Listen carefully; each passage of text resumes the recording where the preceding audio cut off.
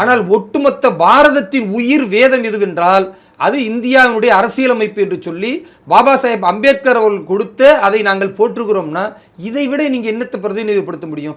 அப்போ ஒரு ஓபிசி சமூகத்தை சார்ந்த பாரத பிரதமர் பேசுவதனால அவரை புறக்கணிச்சிடலாமா? பாபா சாஹேப் அம்பேத்கரை எதுக்கு நீங்க தலித் வட்டத்துக்குள்ள இணைக்கிறீங்க? வெறும் பட்டியல் சமூகத்திற்கு மட்டும்தான் அவர் ஏன் சொல்றீங்க? அவர் அனைவருக்குமானவர். அவர் கொடுத்த இந்த சட்டங்கள் என்பது அனைவருக்குமானது.